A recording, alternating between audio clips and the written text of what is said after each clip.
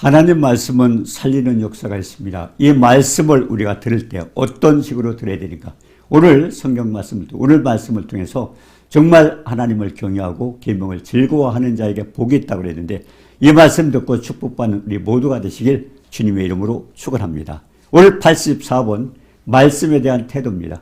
시편 112편 1절에 보면 할렐루야 여호와를 경외하며 그의 계명을 크게 즐거워하는 자는 복이 있도다. 간단하게 말하면 하나님을 경외하고 그리고 계명을 즐거워하는 자에게 복이 있다고 말씀을 하신 겁니다. 자, 그럼 왜 그 말씀이 그렇습니까? 요한복음 6장 63절에 보면 살리는 것은 영이니 육은 무익하니라. 내가 너에게 이른 말이 영이요 생명이라. 하나님 말씀 자체는 생명의 역사가 일어납니다. 그렇기 때문에 생명의 역사를 우리는 체험을 하잖아요. 네, 성령이 너에게 임하시면 권능을 받고 증인의 사명을 감당하라고 할 때도 왜 주님께서 여기에 성령의 권능을 받고 증인의 사명을 감당하라고 했을까요? 그 말씀 속에 생명이 있고 거기에 권능이 나타나기 때문에 그렇습니다. 자, 그래서 신명기 30장 15절에 그렇죠. 보라 내가 생명과 복과 사망과 화를 내 앞에 두었다. 많은 사람이 그래요. 복받게 해주세요. 복받 이런 기도를 합니다. 그런데 성경 말씀 신명기 30장 15절에 보면 뭐라고 그랬어요? 생명과 복과 사망과 화를 네 앞에 두었다 그랬어요. 선택은 우리가 하는 거예요. 근데 우리 달라고 그럽니다.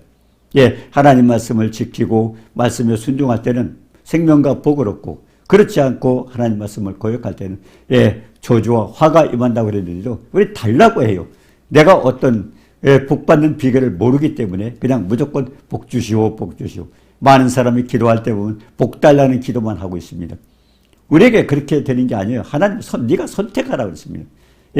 생명을 얻고 복을 얻는 방법은 뭡니까? 하나님 말씀에 순종하면 되고 그렇지 않고 하나님 말씀을 거역하면 우리가 문제가 되죠. 우리가 시편 107편 9절에도 그랬죠. 사모하는 심령을 만족케 하시고 주린 영혼에게 좋은 것으로 채워주신다고 말씀하셨는데 흑암과 사망의 그늘에 앉고 곤고와 쇠사슬에 매이는 원인이 뭡니까? 시편 107편 11절에 그랬어요. 저가 하나님 말씀을 거역하고 지질자의 뜻을 멸시함이라고 그랬지 않습니까? 결국 하나님 말씀에 내가 순종한 복을 받게 돼 있어요. 복 달라고 할 게 아니라 내가 하나님 말씀에 순종하면 되죠. 예수님께서도 그러셨어요.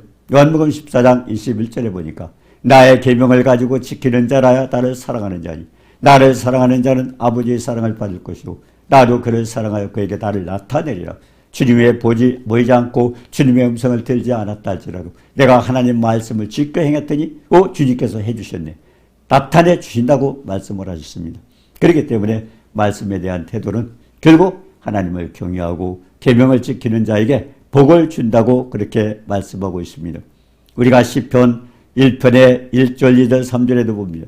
복 있는 사람은 악인의 길을 따르지 않고 악한 짓 하지 아니하고 그리고 죄인의 길에 서지 아니하고 오만한 자의 자리에 앉지 아니하고 여호와의 율법을 주야로 묵상하고 그럴 때 시냇가에 심은 나무가 철을 따라 열매를 맺듯이 그 잎사귀가 마르지 않고 그가 모든 일에 다 형통하라고 했습니다. 시편 1편 1절에 있는 내용도 복 있는 사람은 악인의 길을 따르지 않냐고. 저도 악인의 길을 따르다가 많이 혼났습니다. 처음에 개척을 했는데요. 개척을 했는데 당년도에 재정적으로 어디가 돈을 빌릴 때도 없고 재정적으로 어려웠습니다. 그래가지고 제가 카드를 사용해서 이렇게 돈을 이렇게 구하는 방법을 했어요. 근데 어느 날 하나님께서 책망을 하시는 거예요. 카드를 없애라는 겁니다. 카드 없으면 큰일 날 수 있어요. 어디 알아서 빌릴 때도 없었어요. 그래가지고 그때 불순종하고 있었습니다. 근데 얼마에 또 카드를 찢으라는 겁니다. 근데 결국 그때 카드를 찢으면 큰일 날 것 같아 또 할 때 내 집에 13년 전에 도둑을 보냈다고 그때 깜짝 놀랐습니다. 우리 세상 삶 속에서 우리는 하나님께서 나를 살피지 않는 것 같아도요. 날아가는 새 한 마리 떨어진 것도 하나님이 주관하신다면 우리의 모든 생활을 하나님이 눈동자서 살피셔요. 시편 94편 9절에 그랬잖아요. 귀를 만드신 자가 듣지 아니하라.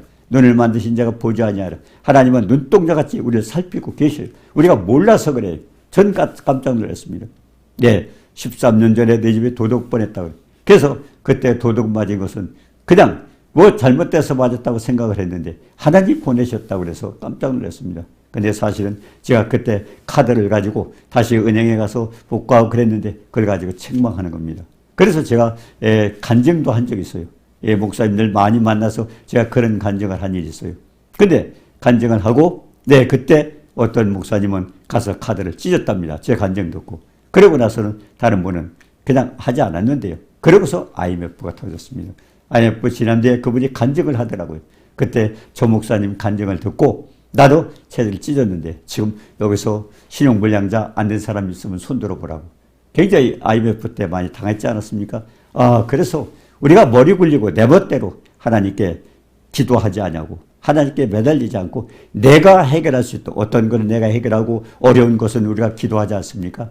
그러나 전적으로 하나님 앞에 매달려서 빌립보서 4장 6절 7절에 그랬죠.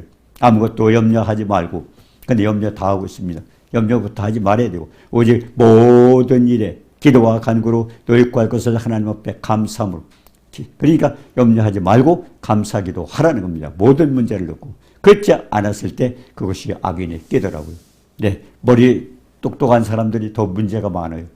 자기 머리 굴려서. 그래서 예수님께서 왜 가시관에 찢었습니까? 우리가 왕노릇 많이 했잖아요. 내 마음대로 살았잖아요. 그와 같은 거. 그래서 주님께서 고난을 받으신 겁니다.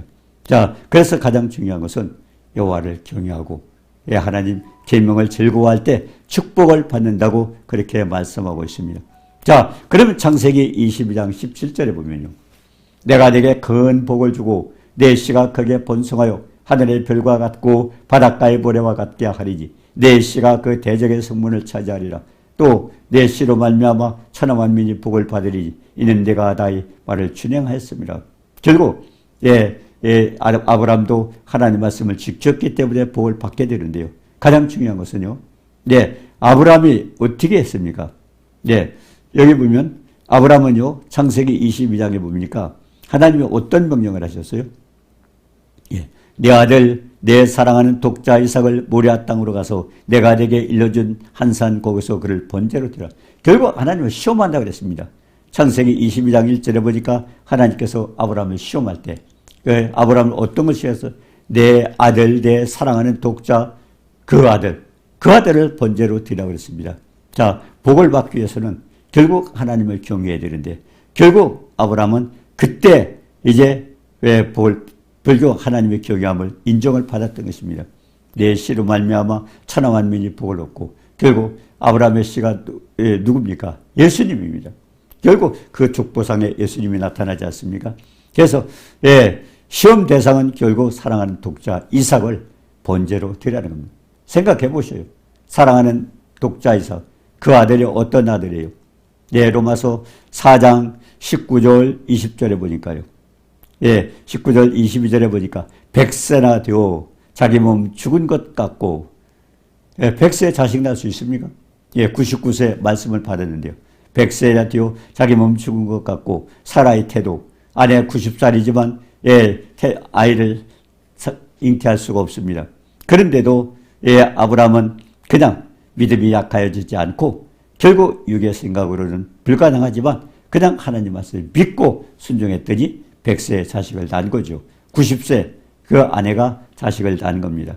그래서 우리가 깨달아야 되는 것은 고린도후서 10장 5절에 그랬어요. 모든 이론을 파하고 우리가 하나님을 섬기고 하나님 말씀에 순종하는 방법은 내 이론, 세상적인 이론, 성경과 관계없는 그런 이론을 파하고 그리고 하나님 아는 것을 따라 교만한 지식입니다.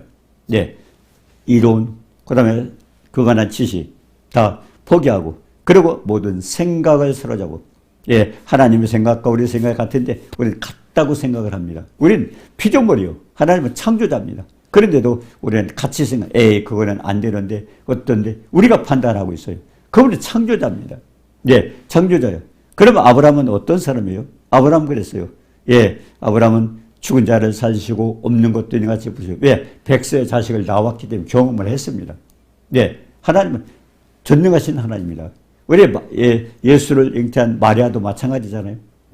전능하신 하나님을 알았을 때 그가 믿음으로 받아들였을 때 잉태가 되지 않았습니까? 결국 중요한 것은 우리의 믿음이죠. 그래서 우리의 이론, 또 잘못된 지식, 그리고 우리의 생각 이것이 포기해야 돼요. 내 것을 고집하다 보면 하나님 우리 안에 들어오실 수가 없습니다. 모든 생각을 파하고 교만한 지식을 다 파하고 그리고 생각을 다 포기해야 결국 하나님 뜻에 맞춰서 그래서 히브리서 8장 10절에도 내 법을 네 생각에 두고 생각이 바뀌어지고 마음에 기록하라고 그렇게 말씀하셨습니다. 자, 마태복음 16장 23절에 그랬어요. 예, 베드로가 왜 놀랐습니까? 사람들이 나를 누구라 하느냐? 예수님, 너희는 나를 누구라 하느냐 물었습니다. 그때 제자들이 뭐라 그랬습니까? 세상 사람들은 선지자랍니다. 그리고 베드로는 주는 그리스도시요 살아계신 하나님의 아들이라고 했습니다. 네가 알고 있구나. 그러면서 하나님은 축복을 얘기했죠. 음부의 권세가 이길 수 없는 교회.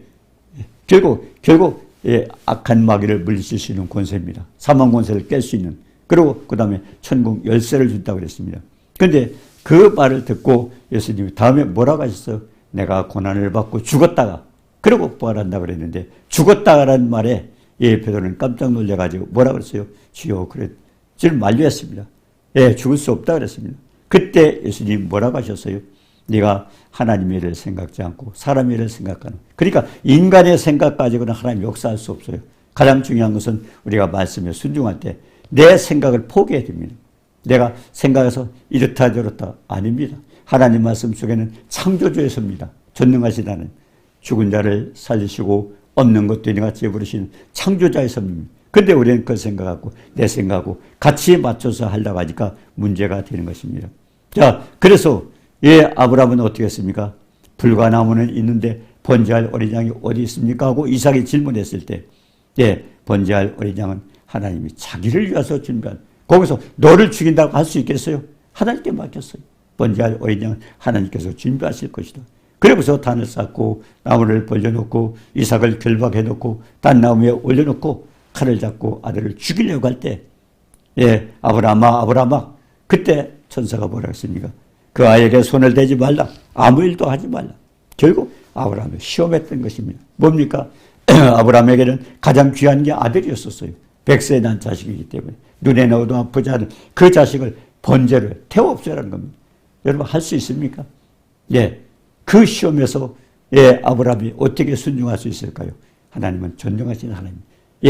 100세의 자식을 낳는 것부터 체험을 했습니다. 그렇기 때문에 칼을 들고 죽이려고 할 때 아브라함아 칼을 멈춰라. 그러면서 뭐라고 그랬어요? 내가 이제야 내가 나를 경외하는 줄 아노라. 얼마나 기가 막힙니까? 75세 때 자식을 그렇게 하라고 그랬는데 결국 난다고 했고 100세에 낳았는데 아마 아브라함이 자식이 20살이 넘었을 거예요. 그때 하나님께서는 시험을 한 겁니다.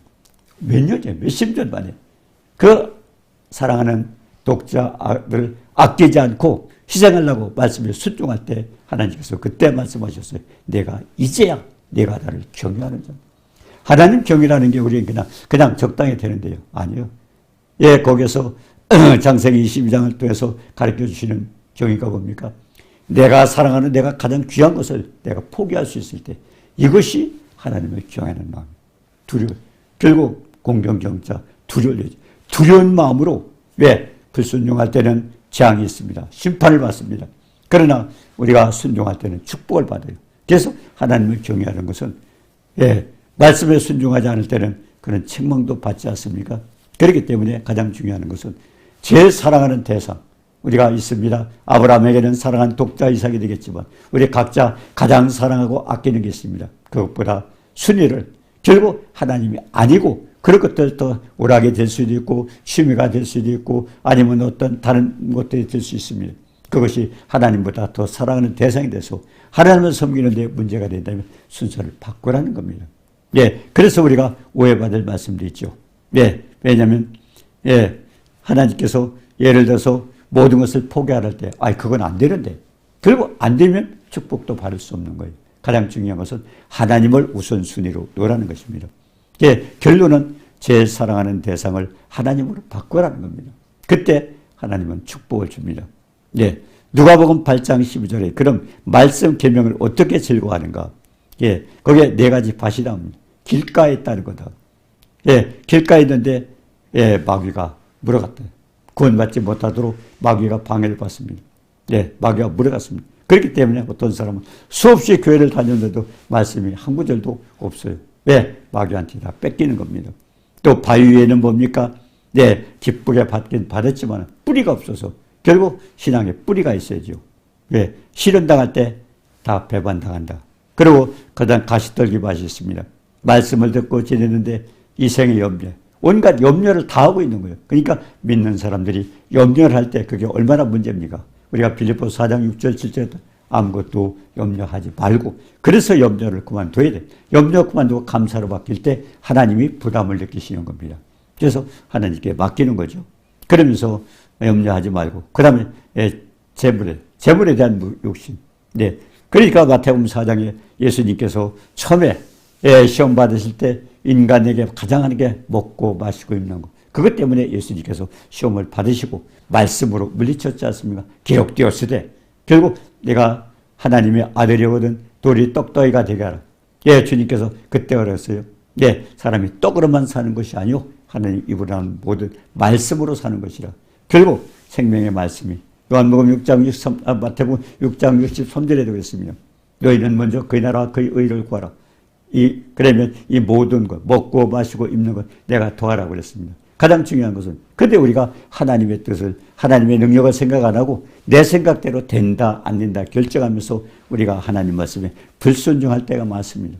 그래서 우리가 생각을 하는 것이 뭡니까? 마지막에 좋은 땅이라고 했습니다. 좋은 땅이 있다는 것은 착하고 좋은 마음으로 말씀을 듣고 지켰더니 거기에서 인내로 결실한 100배의 결실을 맺는다. 근데 그요, 착하고 좋은 마음이 뭘까요? 우리가 시편 107편 9절에 보면 사모하는 심령을 만족케 하시고 주린 영혼에게 좋은 것으로 채우시다가 사모해야 돼요. 내가 말씀에 줄여야 돼요. 그때 하나님 말씀을 주시는 거죠. 잠언서 8장 17절에도 그랬어요. 나를 사랑하는 자가 나의 사랑을 입으며 내가 하나님을 사랑하지 않고, 물론 하나님은 온 인류를 다 사랑합니다. 독생자 아들을 생제물로 드렸기 때문에. 그러나 중요한 건 그 중에서도 나도 하나님을 사랑해야 돼. 나를 사랑하는 자가 나의 사랑을 입으며 나를 간절히 찾는 자가 나를 만난다고 했습니다. 내가 하나님을 사랑하고 간절히 찾아야 돼요. 그리고 우리가 하나님 말씀을 간절히 사모해야 돼요. 사모해야 됩니다. 그때 하나님은 인내로 결실한다고 그랬습니다. 자, 근데 왜 그렇게 되느냐 하는 겁니다. 우리가 로마서 7장 18절에 보면요. 내 속, 내 육신에는 선한 것이 없어요. 아담이 범죄한 이후에 우리 속엔 선한 것이 없습니다. 다 이렇다 옳다 하지만 하나님 말씀이 아니면은 다 인간의 생각으로 잘못 판단을 할 수 있어요. 그래서 내 속에 선한 것이 없어요. 그런데 중요한 것은 내가 성령이 충만해서 하나님 말씀대로 살게 되면 복을 받고요. 그렇지 않으면은 성령이 충만하지 못하면 우리는 세상 것을 좋아해요. 그러니까 양신이 역사하는 거예요. 예수님 믿는 사람인데 어떻게 귀신이 역사하느냐? 안 그렇습니다. 우리가 하나님 말씀에 충만할 때 얘기죠. 그러니까 많은 은사를 받은 사람들이 실수하는 이유가 그겁니다. 은사를 받았기 때문에 난 예언을 한다, 나는 이걸 한다 하지만 그건 성령 충만할 때는 합니다. 충만하지 못할 때는 마귀가 사용해요. 그렇기 때문에 이 은사자들이 실수하고 많은 잘못을 할 이유가 거기 있어요. 내가 충만하지 못할 때도 그렇다고 착각을 하고 있는 겁니다. 가장 중요한 것은 우리 속에 선한 것이 없어요. 그런데 내 지체 속, 영은 하나님 말씀을 사모합니다. 그래서 우리가 에베소서 3장 16절에 그랬습니다. 그의 영광의 풍성을 따라 그의 성령으로 말미암아 너의 속사람을 능력으로 강건케 하시고, 이게 축복이죠. 성령이 충만해야 내 속에 영이 강건해야 돼요. 육신도 우리가 보약을 먹고 음식을 맛있는 걸 먹고 무슨 단백질을 먹어라 하는 이유가 뭘까요? 우리 육신도 그런 걸 섭취를 해야 돼요. 근데 내 속에 있는 영, 혼, 육이 있잖아요. 근데 우리 영은요, 성령이 충만해야 돼요. 그러니까 그의 영광을, 풍성을 따라 그의 성령으로 만나 너의 속사람이 능력으로, 성령의 능력으로만 강건해지는 거예요. 그러니까 우리가 특히 은사를 받았거나 하나님 일을 할 때 가장 중요한 것은 내 성령 충만을 받아야 돼요. 목사님들 그런 말씀 하시잖아요. 성령 충만 받아라. 어떻게 충만 받을 수 있습니다? 충만 받을 수 있는 건 말씀을 깊이 묵상할 때, 말씀 충만할 때도 성령 충만이죠. 또 어떤 분 뜨겁게 기도합니다. 그때 또 성령 충만할 수 있어요. 또 되게 찬양을 하는 분들 보면 찬양을 할 때 얼굴이 환해지지 않습니까? 화장한 것처럼. 왜 그렇습니까? 그렇게 찬양을 할 때 충만할 수 있죠. 또 어디가 전도할 때 네, 그때 충만하고요. 또 아니면 그렇게 성령이 충만한 능력자한테 기도 안수받을 때 그때도 충만할 수 있어요. 그러니까 여러 가지 방법이 있어요. 내가 말씀을 묵상하고. 그래서 여호수아 1장 8절에 그럽니다. 율법책을 내 입에서 떠나지 말고 그리고 주야로 묵상하라는 것이 겁니다. 묵상해서 성령의 도움을 받고 성령 충만해서 그래서 그 말씀을 깨달아지면 그럼 내가 그 말씀대로 순종. 내가 깨달아줘야 나에게 행동이 나옵니다. 깨달아줘야. 행함이 있는 믿음이죠. 그렇게 됐을 때 우리가 축복을 받습니다. 자, 그래서 축복을 받던 사람이 누굽니까? 네. 우리가 사무엘상 26장 9절에 보면요. 네. 다윗이 있습니다. 다윗. 다윗은 사울왕이 계속 죽이려고 그럽니다. 왜? 저 사람을 그냥 놔두다가 내가 왕자리도 빼앗기겠다. 그래서 저 사람을 죽여야 된다. 왜? 가는 데마다 이기거든요. 그래서 다윗이 아비새에게 죽입시다 저거. 사울왕 죽입시다. 지금 사울왕이 잠들었어요. 주위의 경호원들이 다 잠이 들었어요. 그때는 가서 창을 뽑아서 찔르면 됐어요. 근데 다윗은 그 아비새에게 죽이지 말라. 왜? 누구든지 손을 들어서 여호와의 기름 부음을 받은 자를 치면 죄가 없게 돼. 결국 하나님 말씀을 순종하는 거예요. 왜? 기름 부음 받은 자 누구예요? 왕, 선지자, 그리고 제사장. 그때 구약에 그랬죠. 지금 뭡니까? 지금은 누구에게요? 대통령. 그러니까 기관장입니다. 목사. 그리고 가정에서 하나님께서 누구를 가장 귀하게 해요? 가정입니다. 하나님이 세워주신 세 기관이 있습니다. 첫 번째로는 창세기 1장 26절에 보면 가정을 세워주셨고요. 그 다음에 국가를 세워주셨고요. 그리고 마태복음 16장에 보니까 교회를 세워주셨어요. 근데 이제 그 기관장, 그 왕도 마찬가지입니다. 왕에게 대적해가지고요. 그 사람 축복 못 받습니다. 하나님 명령입니다. 그렇게 지도자를 세우기 때문에 자, 나라가 어지럽고 힘들면 우리가 할 수 있는 게 뭐예요? 하나님께서 그 마음을 주장하셔서. 근데 그거는 주요해서 우리가 해결해야 돼요.